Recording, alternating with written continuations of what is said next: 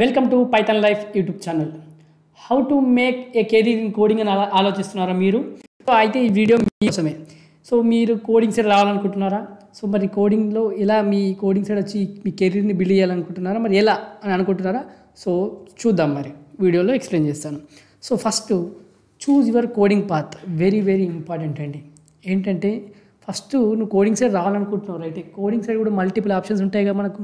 So మన interest ఏంటి నీకు? లైక్ నువ్వు వెబ్ డెవలప్మెంట్ సైడ్ రావాలనుకుంటున్నావా, లేకపోతే డాటా సైన్స్ సైడ్ వెళ్ళాలనుకుంటున్నావు, లేకపోతే మిషన్ లెర్నింగా, లేకపోతే ఆర్టిఫిషియల్ ఇంటెలిజెంటా, లేకపోతే టెస్టింగ్ సైడా, లేకపోతే సాఫ్ట్వేర్ డెవలపర్ సైడా, ఇలా మల్టిపుల్గా ఉంటాయండి నీకు. సో మీరు ఎట్ సైడ్ వెళ్ళాలనుకుంటున్నారు ఫస్ట్ డిసైడ్ కండి. టెస్టింగ్ సైడా, లేకపోతే శాప్, అలా అన్నీ ఉంటాయి కదా, మాకు చాలా ఉంటాయి. కాబట్టి ఫస్ట్ మీరు ఒక డిసైడ్ కావాలి. Choose your coding path. At side వెళ్ళాలో మీరు ఫస్ట్ డిసైడ్ అయ్యండి.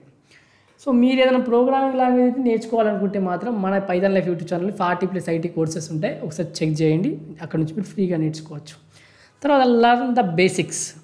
సో మనకు ఫౌండేషనల్ ప్రోగ్రామింగ్ చెప్పాక మనకేంటి, పైథాన్ కావచ్చు, లేకపోతే జావా స్క్రిప్ట్ కావచ్చు, లేకపోతే సి లాంగ్వేజ్ కావచ్చు, లేకపోతే C++, లేకపోతే జావా. మీరు ఏదో ఒక ప్రోగ్రామింగ్ లాంగ్వేజ్ నేర్చుకున్న తర్వాత నెక్స్ట్ లాంగ్వేజ్కి మీరు షిఫ్ట్ అవ్వచ్చు, నేర్చుకోవచ్చు కూడా. ఫస్ట్ ఒక లాంగ్వేజ్ నేర్చుకుంటే దానిలో ఉన్న కోర్ కాన్సెప్ట్ అనేది అర్థమైతే మనకు వేరే లాంగ్వేజ్కి ఈజీగా షిఫ్ట్ కొట్టగలుగుతాం. సో మీరు యూట్యూబ్ ఛానల్కి వెళ్ళండి. మన పైథాన్ లైఫ్ యూట్యూబ్ ఛానల్కి వెళ్తే చాలా వరకు మనకు HTML ఉంటుంది, CSS ఉంటుంది, జావా స్క్రిప్ట్ ఉంది, సి లాంగ్వేజ్ ఉంది, C++ ఉంది, జావా ఉంది, ఇలా ఎవ్రీథింగ్ ఉన్నాయి మన దగ్గర. సో ఒకసారి మీరు 10 hours వీడియోస్ ఉంటాయి, అక్కడ నుంచి నేర్చుకోవచ్చు.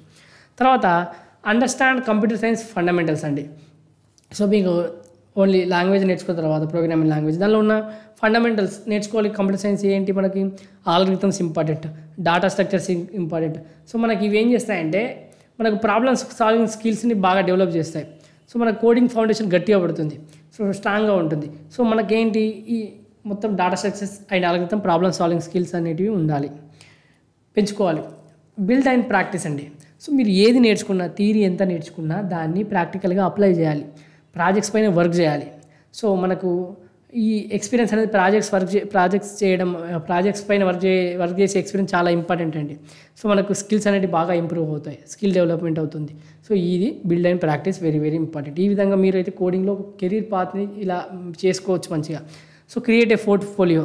సో నువ్వు ప్రాజెక్ట్ చేస్తావు, సో అవన్నీ నువ్వు ప్రాజెక్ట్ చేసిన ఒక పోర్ట్ఫోలియో క్రియేట్ చేసుకో. ఇంకేముంది, నువ్వు నీ అచీవ్మెంట్స్ ఏమున్నా అన్నీ అక్కడ పెట్టు. సో పోర్ట్ఫోలియో క్రియేట్ చేసుకున్న తర్వాత ఎప్పుడైతే నువ్వు ఇంటర్వ్యూకి వెళ్ళినప్పుడు కానీ, జస్ట్ ఆ లింక్ ప్రొవైడ్ చేసినప్పుడు కానీ, లేకపోతే ఏదో వాళ్ళకి చూపించినప్పుడు వాళ్ళకి అర్థమైపోతుంది, మన పోర్ట్ఫోలియో చూస్తేనే ఇతను ఇది చేశాడా అని.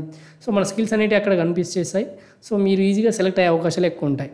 తర్వాత వచ్చేసి stay updated and network. So stay updated very very important అండి. ప్రజెంట్ కొత్త ఏమొచ్చాయి, అసలు ఎటు సైడ్ వెళ్తుంది ట్రెండ్, ఏది నేర్చుకుంటే బాగుంటుంది. ఎందుకంటే ఇక్కడ మనకు డిజిటల్ ఇప్పుడు ప్రజెంట్ ఉన్న సాఫ్ట్వేర్ ట్రెండ్స్లలో ఎప్పటికప్పుడు అప్డేట్ అవుతూ ఉంటాయి, కాబట్టి మీరు నేర్చుకుంటూ ఉండాలి. సో మన ఏం టెక్నాలజీ వస్తుంది, కొత్త ఫ్రేమ్వర్క్ ఏది వస్తుంది, కొత్త లాంగ్వేజ్ ఏది మంచిగా ఉంటుంది.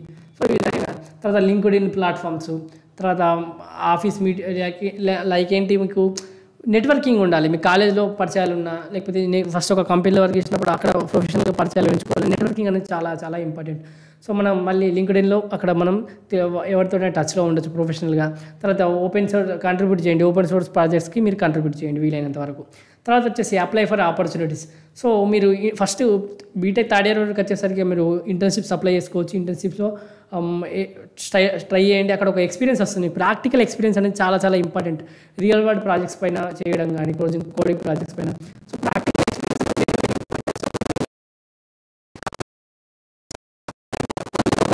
సో ఏంటి, చాలా ఆపర్చునిటీస్ ఉంటాయి. మనం వెతకాలి, డిసప్పాయింట్ కాకూడదు. రాకపోతే అప్లై చేస్తే ఏదో ఒక జాబ్ మనకు వచ్చేస్తుంది. అది ఇంటర్న్షిప్ అయినా జాబ్ పరంగా అయినా మన ఆపర్చునిటీస్ అనేది అప్లై చేస్తుండాలి. తర్వాత మీరు ఒక రిజెక్ట్ అయినా మీ పని పైన స్కిల్స్ని ఇంప్రూవ్ చేసుకుంటూ వెళ్ళాలి. సో ఇదండి వీడియో. మనకైతే ఇక్కడ నేను చెప్పాను, చిన్న టిప్స్ చెప్పాను ఇక్కడ. సో మీకు ఈ టిప్స్ అయితే యూజ్ అవుతాయి అనుకుంటున్నాను. సో ఈ విధంగా మీరు కెరీర్ని అయితే కోడింగ్లో చేసుకోవచ్చు.